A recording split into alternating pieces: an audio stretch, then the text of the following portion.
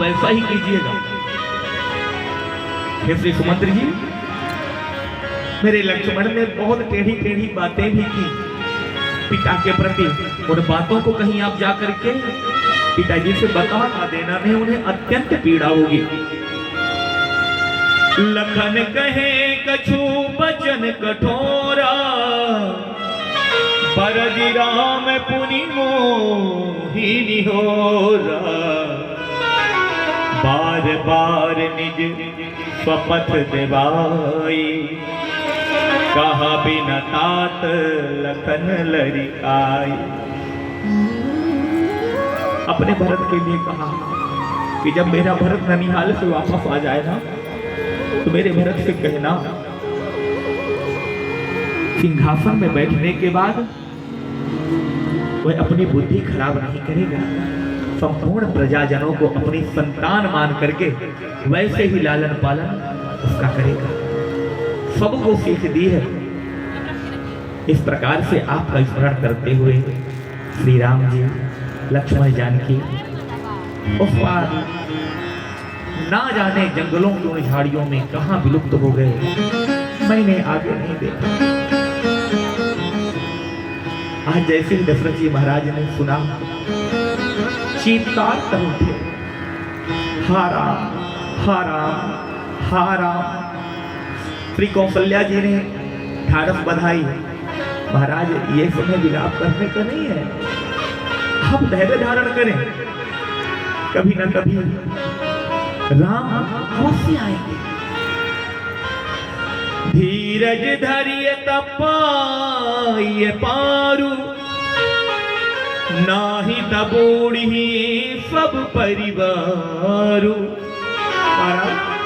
राम लक्ष्मण जानकी चले गए, और यदि आपके जीवन को भी कुछ हो गया तो ये संपूर्ण परिवार आज डूब जाएगा। आपसे यही प्रार्थना है, आप शांत हो जाएं। कौशल्या जी से आज श्री दशरथ जी महाराज ने बताया, देवी तुम्हें पता है मेरा अंतिम क्षण आ चुका है, आप ऐसा क्यों बोल रहे हैं? देवी आज मुझे वो दिन याद आ रहा है जब मेरा विवाह नहीं हुआ था, तरुणावस्था में मैं था। मुझे शब्दवेधी बाण चलाने का बड़ा चाव था। जंगल में मैं क्रीड़ा करने के लिए जाता था, आकेट करने के लिए जाता था, शब्द सुन करके बाण संधान करता था और मेरे निशाने पर लगता था। अपने उसी अहंकार में एक दिन मैं जंगल में चला जा रहा था, रात्रि का समय था। मेरे कान में जल की कुछ हलचल समझ में आई।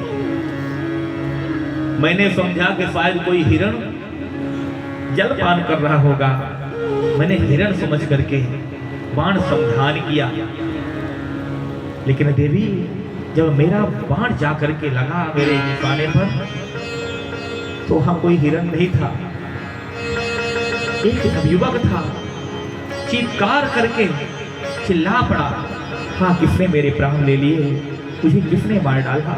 मैं भयभीत होकर के जब पास पहुंचा तो क्या देखता हूं कि एक नवयुवक जो कि जल भर रहा था मटकी में, आज विक्षिप्त होकर के धरती पे पड़ा हुआ है, कराह रहा है। मैंने जाकर के उसे उठाया, अपने गोद में रखा। ये भी आज तक मेरा निशाना कभी नहीं चूका। आवाज मटकी से आई थी तो मेरा तीर मटकी में लगना चाहिए था, लेकिन तीर कहां जाके लगा?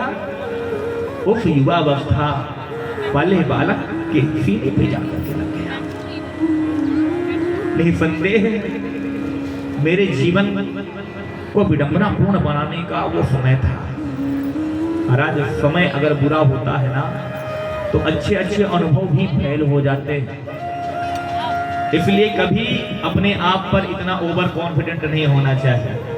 आत्मविश्वास हो अच्छी बात है, लेकिन इतना ज्यादा आत्मविश्वास ना हो कि महाराज आपके आत्मविश्वास से किसी के जीवन को खतरा हो जाए। पुरुष बलि नहीं होत है, समय होत बलवान। पुरुष बलि नहीं होत है, समय होत बलवान, भीलन लूटी गोपिका, वही अर्जुन वही बाण, वही अर्जुन वही बाण। महाभारत के युद्ध में अर्जुन जी ने अपने गांडीव से बड़े बड़े महारथियों को भी धूल चटा दी। ऐसा वह गांडीव धनुष था। लेकिन जब भगवान श्री कृष्ण धरती को छोड़ करके चले गए तो उनकी जो पत्नियां थी द्वारिकापुरी में उनको लेकर के आ रहे थे, क्योंकि भगवान ने जाते समय कहा था कि आज से 7वें दिन द्वारिकापुरी जलमग्न हो जाएगी, तो जिनको अपने प्राण बचाने हैं वो बचा ले। उस समय अर्जुन द्वारिकापुरी में ही थे। भगवान की जो पत्नियां थी उन्हें लेकर के आ रहे थे। रास्ते में साधारण भीलों ने, साधारण वनवासियों ने छोटी छोटी धनुइयों से आज अर्जुन पर विजय प्राप्त कर ली महाराज, और भगवान की पत्नियों का अपहरण करके ले गए। उस समय अर्जुन ने कहा था कि पुरुष बली नहीं होत है, समय होत बलवान, अर्जुन लूटी भीलियां, वही अर्जुन वही बाण, भीलन लूटी गोपिका, वही अर्जुन वही बाण।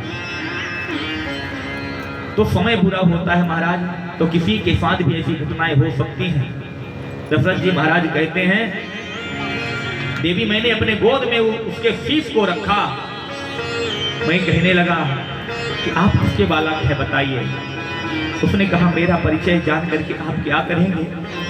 अपने माता पिता का एकमात्र कर्णधार था मैं, उन्हें तीर्थाटन करा रहा था, वो प्यासे थे, मैं उन्हें जल पिलाने के लिए जा रहा था, और आपने मुझे मार करके सिर्फ मुझे नहीं मारा, मेरे माता पिता को भी मार डाला। क्योंकि जब उनको पता चलेगा कि मैं मर रहा हूं तो वो भी अपने प्राण नहीं रखेंगे।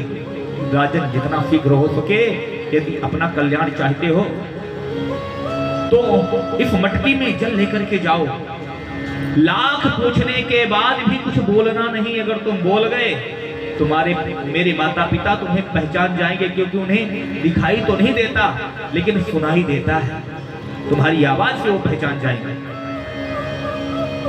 श्री दशरथ जी महाराज के देखते देखते उस नवयुवक ने अपने प्राणों का परित्याग कर दिया महाराज। वह नवयुवक कोई और नहीं, श्री श्रवण कुमार ही थे, माता पिता के परम भक्त श्री श्रवण कुमार, जिन्होंने यह बीड़ा उठाया कि अपने माता पिता को मैं तीर्थाटन कराऊंगा। किसी ने कह दिया था कि अगर आपके माता पिता चारों धाम का दर्शन कर लेवे तो नहीं संदेह इनके नेत्र इन्हें वापस मिल जाएंगे, क्योंकि शुरू से उनके नेत्र नहीं गए थे, किसी पाप कर्म के कारण उनके नेत्र चले गए थे, अभिशापित थे। तीर्थाटन करने के कारण उन्हें नेत्र प्राप्त हो सकते थे। आज उनकी वो उम्मीद ही समाप्त हो चुकी थी। दशरथ जी महाराज ने हाथ में घड़े में जल लिया और उन दोनों के पास जैसे ही पहुंचे हैं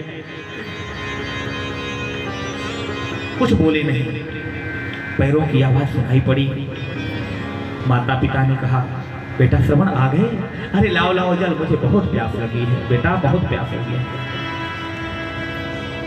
जा करके घड़ा पास में स्पर्श कराया। बेटा तुम बोल क्यों नहीं रहे हो? अरे बोलो, जब तक तुम बोलोगे नहीं तब तक मैं जलपान नहीं करूंगा, चाहे मेरे प्राण ही क्यों चले जाए।